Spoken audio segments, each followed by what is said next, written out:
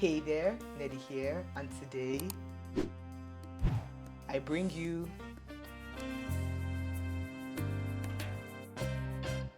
art.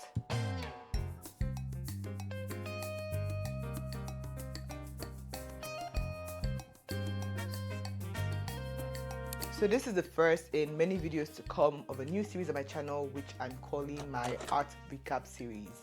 Now, if you're not new to my channel, then you already know that I had a similar series like this in the past when I was still an art student. And in that series, I basically just shared all the art that I made in each term of art school. Now, granted, I only made 2 videos out of the entire 6 terms of art school. I decided to kind of carry the general idea and format, but this time to showcase my personal work. At this point, I've kind of given up on trying to grow on social media, especially Instagram, which I'm gonna talk about in a future video. But that has also left me a bit stuck at the moment. If you watch my share your art video, I talked about the importance of sharing your art and putting your work out there. In the past, the final destination for most of my artwork was social media. And now that I'm letting go of social media, I kind of have nowhere else to post. Of course, other than building my portfolio, but I still want to share my art with you guys, like the world, not just clients. I want to share my work with people. And then I just had a little idea, like why don't I just do that on YouTube? So yeah, the main point of this series is to just share my art on here, on this platform with you guys, as an alternative way to share my art, especially the works that I would not classify as good enough to be on my portfolio. That way, I can still share here for anyone who wants to see. By the way, if you're new to my channel, hi, my name is Oge, also known online as Neddy. I'm an artist with a background in concept art and illustration, currently sharing my art journey and all the things I learned along the way here on YouTube. So if you haven't subscribed yet, what are you doing? Subscribe. Come on, follow me on this journey. Do I have to yank you? I'm sorry. Think of this series kind of like a monthly digital sketchbook tour, but not really a sketchbook tour because I'll be showing other artworks, not just sketches. I'll be showing like final illustrations and stuff, but you get the gist. Now, I do have a physical sketchbook, which is here actually. I haven't been sketching a lot traditionally, but I do plan on getting back to making traditional art, specifically sketching in my sketchbook. However, I'm going to save all the traditional stuff for a dedicated, more classical sketchbook tour whenever that might happen, because I don't know how long it's going to take me to finish this. Probably not anytime soon, but I'm making more traditional art as well, so we'll see how it goes. As for today's video, which is the first episode of this series, it's going to be a bit different from other videos moving forward. Rather than sharing only the art I made in January, I'm going to be sharing the art that I've made over the past few months, starting from November 2024 all the way to January 2025. One, because I did not make much art in January, oof, but majorly because I actually started getting back into the flow of creating personal work towards the end of last year. And I made a few artworks that I'm kind of happy with, that I felt, I want to also share them. So why not just, start from then in the official video, and then moving forward, it can be like more, I guess, up to date. I've been on a real self-discovery journey when it comes to my art, and I've really been enjoying the process, and I can feel that spark slowly coming back. And yeah, I kind of just want to share my work with you guys. It's nothing crazy, nothing special, but it's my work, and I think it's cool. Okay, so with all that said, let's jump over to my iPad and we can start the tour. Let's go. I got my very cold tea because I made it like a few hours ago when I was still prepping for this video, and now it's cold, but I'm gonna drink it like that anyways. Okay, so I got my iPad here. For those of you who might be curious, or maybe you don't care, but I'm gonna say it anyway so no one asks me. This is the iPad Pro, the one with the M2 chip. I always forget the year it was made, but I got it in 2022, and I make all my artwork on Procreate. The case, got it off Amazon. Stickers, got it from Stationery Pal. Absolutely love it. I think it's cute. I made it myself. Please tell me I did well, because I'll appreciate whatever form of validation I can get. First of all, let's get the elephant out of the room. So if you're a returning subscriber, then you know that I mentioned in my art share video that I was gonna work on this illustration right here. I'm going to work on it, I promise. The thing is, I want to share the process of making this artwork with you guys here on YouTube. I noticed a lot of art process videos don't tend to do well on YouTube, at least from what I'm seeing in like the art space. So even though it technically wasn't the first thing I got to, I'm still going to get on it. I promise you. I promise you. But that's one of the reasons why I haven't worked on it, because I'm trying to find the best way to, I guess, document the process. That, and also I've just been procrastinating. Honestly speaking, I'm not even going to lie, I've just been procrastinating. So here we are in the wonderful Procreate. I'm a Procreate girly through and through. I absolutely hate Photoshop, don't come at me. As you can see, I've already made some adjustments to the previous sketch. This was the previous sketch, which I liked, and I think I still really liked the flow and the simplicity. However, I felt the anatomy was kind of wonky and I wanted to push it a bit more. So I've already adjusted it to match my current vision, my current, I guess, art style. All that's left is to paint it, so I'll probably be able to do that this week. So now that Bloomer is out of the way, let's get into all the work that I made while procrastinating working on it. This one is kind of like a OTD that I drew. I really liked it. I thought it was cute. I was playing around with like how to, I guess, convey texture but make it simple without having to overly paint. There's really not much to say about it. I think it came out okay. Does it look like me though? I don't know. This is of my good friend and artist Chinyere. She's also a YouTube creator, so I'm gonna link her channel down below. She posted a photograph and I just liked the angle and I really liked the drawing. I think this was one of the first drawings I did that kind of sparked something in my head. I was like, oof, I really had so much fun making it. It was a very quick sketch. I was really expressive and very loose because I like loose, expressive drawings. Doing this was very fun. It kind of made me realize how fun drawing people, especially portraits, are. This is another one I did. This one is of the creator Catherine K. She posted a picture on her like personal channel and I just absolutely loved her side view. I'm really obsessed with like side views. I think like especially feminine side views, so I like drawing like the noses in that particular angle, and I thought this was a very good reference. Here's another one of my friend Erita.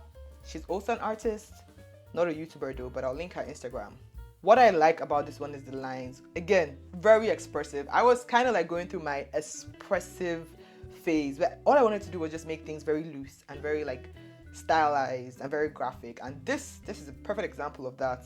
I just really like how I like make marks like this. It's kind of something I noticed. I enjoy making marks like this, and you'll see a lot of that in my sketches. I like how I played around with brushes and brush strokes, and I just liked the contrasts between here and here and then here, and just how stylized. Oh, there's so much about this like the original photograph that I liked. I'm not gonna take credit for the composition. Literally the photograph looked like this. I just kind of like interpreted it in my own voice, which is something I really prioritize when it comes to using reference. I don't want to just like, I guess, copy the reference one for one. I kind of want to put my own spin on it. This one is a very fun and different one for me. I got the idea for this piece while listening to Too Sweet, I think is the name of the song, by Hauser. It gave me this idea to draw this kind of like edgy lady, taking the concept of being too sweet, and rather than interpreting it as, you know, an innocent person or someone who's kind, but more like in a more, I guess, provocative way, or like a more like a sexy way of like too sweet, in the sense that she's kind of edgy, she's kind of like dangerously too sweet, like it's bad for you. So that's kind of like the take I went on this. Because I did a lot of like very, I guess, painterly stuff while I was in school, I wanted to just do a lot of stylized stuff. As you can see, that's a pattern in my most recent work. Is like, I just want to take a break from like painting and rendering, and this was really fun. And I like this one. I think it's very simple and very graphic. I think this would be like a really cool like comic cover or something. And I put these like kiss marks on the screen. I did not paint that. I got it from Canva. Use Canva, guys. It's not bad at all. Still on the whole inspiration from music, this was inspired by Golden Hour. This one is totally opposite from the other one, where I was trying to go for something very stylized. I just wanted to paint. I really went back on my word real quick, right? I really just wanted to paint something, and I had so much fun rendering this out to my heart's content. I do not know if I have to censor this. I don't think I have to censor this, right? Please, YouTube, please forgive me. This is art. But I really loved playing around with texture brushes. This is the kind of art that makes me wonder how this would look traditionally, you know, if I was actually use like real gold leaf to bring up all these textures. Oh, like look at that, look at that. I just imagine how it would look like traditionally. It would be so gorgeous to like feel all the textures. I also really like some of the marks I made here, like just being able to, I guess, carve out the figure in some places and kind of like blur it out in other places and leave it more impressionistic, and just intentionally putting marks in certain places like here to like define the figure. Here's another sketch that I did from imagination. I just wanted to play around with like very loose, messy and expressive lines. Nothing much about this one, but I like it. Now this one, this one I scrapped. I'm not gonna finish this. No way. And I don't, before I hear it like, oh, just finish it. I'm not gonna finish it. I'm done. I'm done with this. I like it. It's just, I guess I don't like it enough to keep working on it. Thinking about it wears me down, and I've decided I'm not gonna keep worrying about it. This is one of the characters that I started in art school but didn't have the time to finish, and I saw it and I was like, you know what, maybe I could work on this and take it to a finished piece.